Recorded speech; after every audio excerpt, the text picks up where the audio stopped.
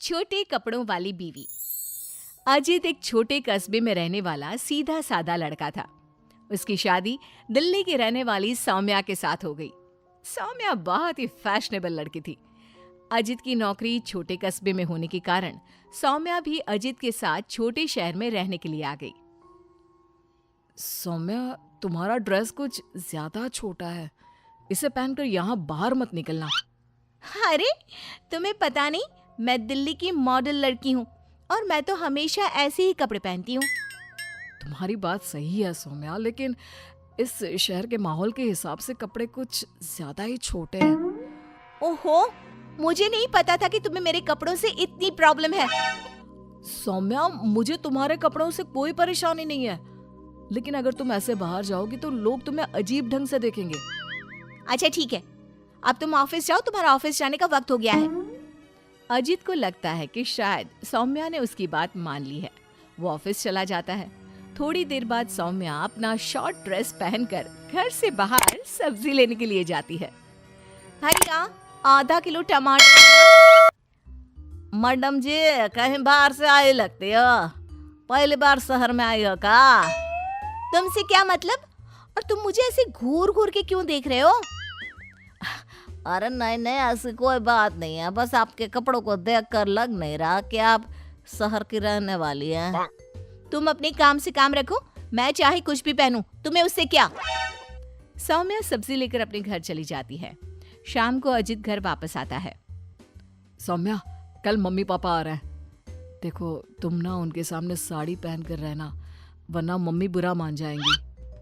अरे यार, तुम भी ना जब देखो तब मेरे कपड़ों को लेकर परेशान रहते हो। अरे बस 2 दिन की तो बात है सौम्या, उसके बाद तो मम्मी पापा वापस घर चले जाएंगे। अच्छा ठीक है ठीक है।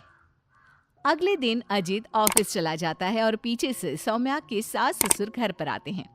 लेकिन अजित के घर पर ना होने की वजह से सौम्या ने साड़ी नहीं पहनी थी और वही छोटे कपड़ों में वो अपनी सास के सामने आ जाती है। नमस्ते मम्मी जी, पापा जी, कैसे हैं आप? अरे मैं तो आंखें बंद कर लेता हूँ, ये बहू ने कैसे कपड़े पहने हुए हैं। राम राम राम राम राम। अरे बहू, तुमको जरा भी शर्म नहीं आती? अपने सास ससुर के सामने इतना छोटा ड्रेस पहनकर घूम रही हो। क्या अजित ने तुमको बताया नहीं कि हम लोग तुमसे मिलने आ रहे हैं? बताया तो था, लेकिन वो क्या है ना मम्मी जी, पापा जी, मुझे तो ऐसे ही कपड़े पहनने की आदत है। जरा मेरे साथ चल, मैं तुझे सिखाती हूँ कैसे कपड़े पहनते हैं। सौम्या की सास सौम्या का हाथ पकड़कर उसे कमरे में ले जाती है और उसकी शॉर्ट ड्रेस के ऊपर जबरदस्ती साड़ी पहना देती है। साड़ी पहनने के बाद सौम्या जैसे ही घर का काम करना शुरू करती है, बार बार जमीन पर गिर पड़ती है। हे भगवान, ये क्या मुसीबत है? ये 5 मीटर की साड़ी पहनकर काम करना मेरे लिए तो बहुत मुश्किल है। क्यों बहू, अब पता चला ना कैसे कपड़े पहनने चाहिए? तो मम्मी जी, आपके कहने का मतलब है कि आप लोगों के सामने मुझे साड़ी पहननी चाहिए? हाँ बहू, तुम्हारी सास के कहने का यही मतलब है। अब आगे से ध्यान रखना। शाम को जब अजीत ऑफिस से लौट कर आता है तो सौम्या को साड़ी में बेहाल देखकर उसे बहुत हंसी आती है।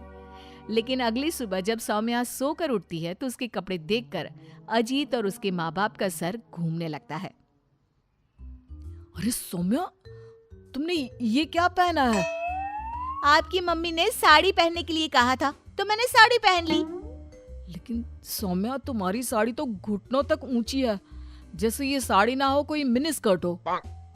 वो क्या है ना बेबी, तुम्हारी मम्मी ने मुझे सिर्फ साड़ी पहनने के लिए कहा था, उसकी लंबाई नहीं बताई थी। हे भगवान, ये कैसी बहू पल्ले पड़ी है? अरे ये क्या अजूबा बनकर घूम रही है? लगता है मुझे फिर से आंखें बंद करके ही रहना पड़ेगा। अरे पापा जी, आप एक बार आंखें बंद कर ही लीजिए, बार बार डायलॉग मारते रहते हैं। ये तुमने क्या हुलिया बना लिया है सौम्या? अजीत के मम्मी और पापा अपनी बहू की हरकतों से परेशान होकर वापस चले जाते हैं। अजीत सौम्या को समझाने की कोशिश करता है, लेकिन वो उसकी कोई बात नहीं सुनती। एक दिन सौम्या कुछ ज्यादा ही फैशनेबल कपड़े पहनकर घर से बाहर निकलती है। उस छोटे से कस्बे के लोगों ने उस तरह के कपड़े कभी देखे ही नहीं थे। अरे बहन, क्या बात है? तुम्हारे पास पहनने को कपड़े नहीं का? लगता है बहुत गरीब हो। चलो मेरे साथ, मैं तुम्हें अपनी पुरानी साड़ी दे दूंगी। हाँ, पागल हो गई है क्या? ये आजकल का फैशन है, फैशन।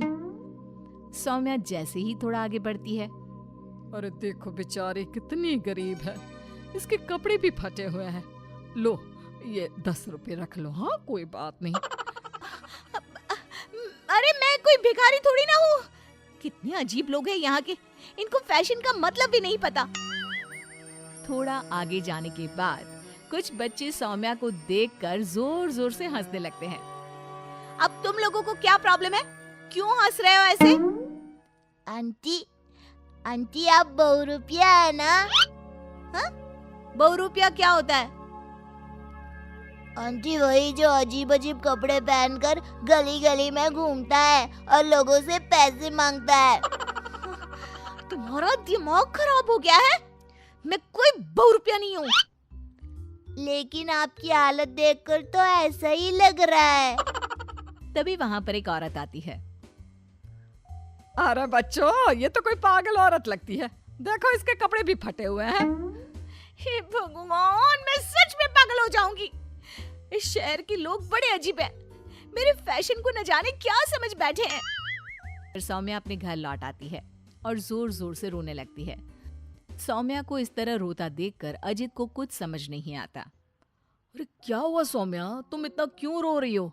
किसी ने कुछ कहा क्या? इस शहर के लोग पूरे पागल हैं। मेरे फैशन वाले कपड़ों को देखकर न जाने कैसी कैसी बातें करते हैं। तभी अजीत और सौम्या को घर के दरवाजे पर जोर जोर से खटखटाने की आवाज आती है। बाहर जाकर देखते हैं तो 2-3 औरतें वहां पर खड़ी हुई थी। कौन है आप लोग और क्या हुआ? अरे आपके घर में एक औरत रहती है ना, फटे हुए कपड़े पहनकर घूमती है। हम उसे ले जाने आए हैं। कहाँ ले जाने आए हैं? अरे पागल खाने या फिर महिला सुधार गृह में छोड़ देंगे? लेकिन क्यों? हम उस बेचारी की मदद करना चाहते हैं। उसके पास पहनने को कपड़े नहीं है ना। आप ऐसा नहीं कर सकते। लेकिन क्यों भाई साहब?